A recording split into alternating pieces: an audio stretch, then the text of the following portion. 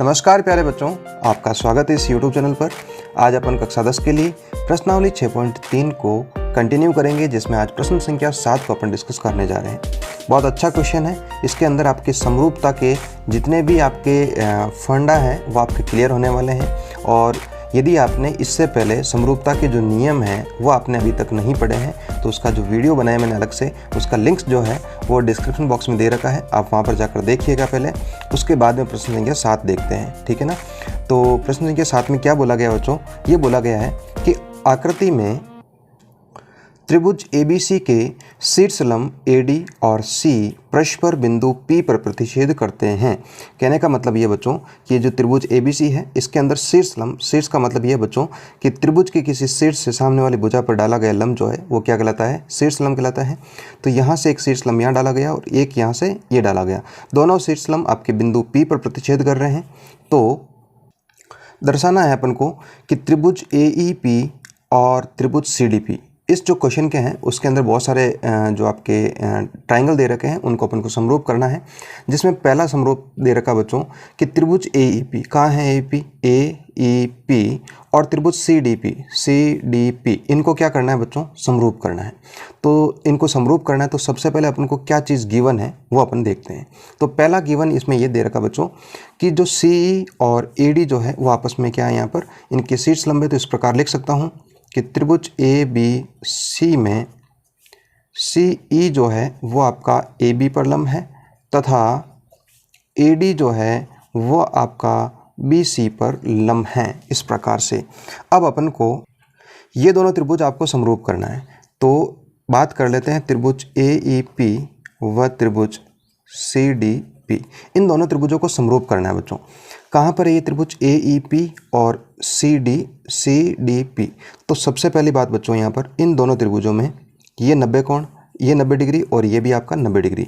तो पहली बात मैं इस प्रकार लिख दूंगा कि कोण AEP बराबर कोण CDP बराबर 90 डिग्री, और ये आपको दिया है, पहली बात, ठीक है ना बच्चों। दूसरी बात देखो बच्चों, इन दोनों त्रिभुजों में ये वाला कोण और ये वाला कोण बराबर होगा, क्योंकि ये बच्चों शीर्ष अभिमुख कोण है ना। तो आप ऐसा लिख सकते हो कोण APE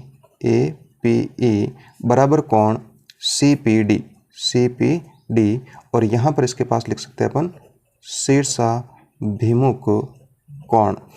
तो बच्चों किसी भी त्रिभुज के दो कोण यदि आपस में बराबर हो जाते हैं तो वो डबल ए नियम से दोनों आपस में क्या हो जाएंगे बच्चों, समरूप हो जाएंगे। तो बात करें नियम कौन सा हो जाएगा, डबल ए कोण नियम। और यहाँ पर बात करें त्रिभुज की, तो त्रिभुज AEP समरूप है। देखो बच्चों इसमें भी देख लेते हैं, ये A से स्टार्ट हुआ तो A से देखो बच्चों A और C ऐसे हैं जहाँ पर कोई भी आपस में बराबर नहीं, तो इसको मैं कहाँ से स्टार्ट करूँगा, C से स्टार्ट करूँगा, C। फिर A में E के बाद में E आ रहा है, इसका मतलब A के ऊपर 90 डिग्री है, तो C के बाद में 90 डिग्री क्या आएगा, D पर आएगा, और फिर आपका P की तरफ। तो ये दोनों आपस में क्या हो जाएंगे बच्चों, समरूप हो जाएंगे। सेकंड क्वेश्चन देखते हैं। इसमें बच्चों देखो सेकंड में आपका दे रखा है त्रिभुज ABD, कहाँ है ABD, A, B और D है ना। त्रिभुज ABD और दूसरा कौन है बच्चों, त्रिभुज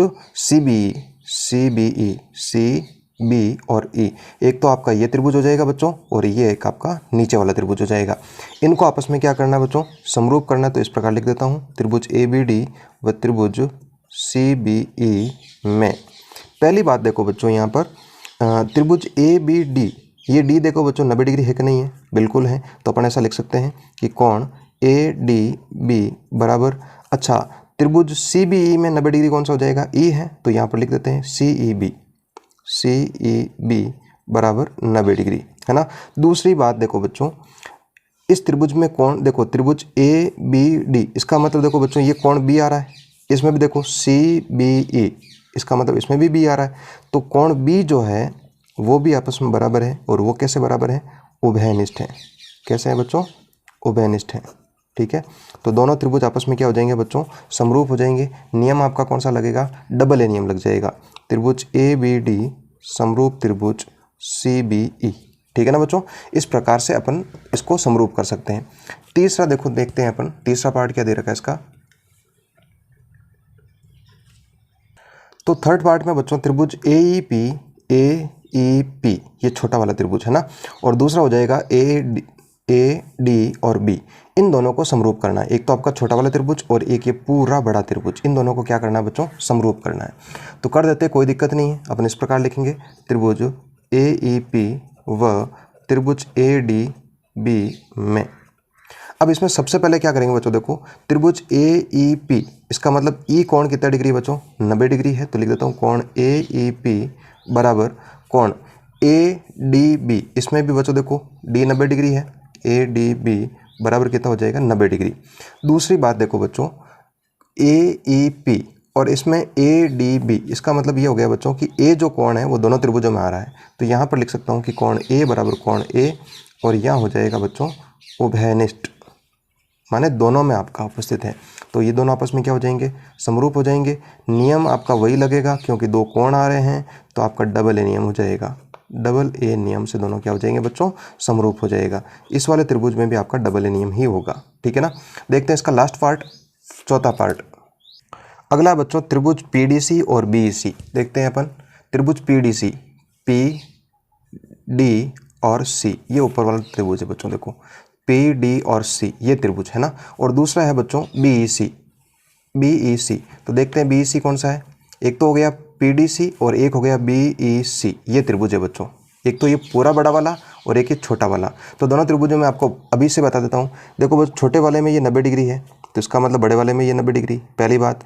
दूसरी बात देखो बच्चों, छोटा वाला त्रिभुज ये है, इसमें सी आ रहा है, और बड़े वाले त्रिभुज में भी आपका क्या आ रहा है, सी आ रहा है। इसका मतलब ये दोनों चीज़ें आपस में क्या हो जाएगी, उभयनिष्ठ हो जाएगी। तो इस प्रकार से अपन लिख सकते हैं इसको कि त्रिभुज पीडीसी के अंदर आपका क्या हो जाएगा, पीडीसी में, पी डी और सी में कोण पीडीसी, कोण पीडीसी बराबर कोण, इसके अंदर बात करूं बच्चों सी बीई में, आपका सीई बी जो है वो 90 डिग्री हो जाएगा, सीई बी बराबर 90 डिग्री। दूसरी बात कोण ए जो है वो आपका दोनों में हो जाएगा, उभयनिष्ठ लिख सकता हूँ मैं इसको। तो डबल ए नियम से दोनों आपस में क्या हो जाएंगे बच्चों, समरूप हो जाएंगे। तो त्रिभुज पीडीसी समरूप त्रिभुज बीईसी, ठीक है ना बच्चों। इस प्रकार से इस क्वेश्चन के अंदर अपन ने कम से कम 4 जो आपके ट्राइंगल है उनको अपन ने समरूप किया। तो जो समरूपता के जो कंसेप्ट है इसमें आपका बहुत अच्छे से पूरा हो सकता है, ठीक है ना। तो आशा करता हूँ कि ये क्वेश्चन आपको बहुत अच्छे से समझ में आया होगा। तो अपने दोस्तों के साथ में, अपने क्लासमेट के साथ में इसको शेयर ज़रूर करें, वीडियो को लाइक ज़रूर करें। यदि चैनल के ऊपर नए हो तो सब्सक्राइब ज़रूर करें। मिलते हैं एक नए वीडियो के साथ में, तब तक के लिए धन्यवाद। जय हिंद, जय भारत।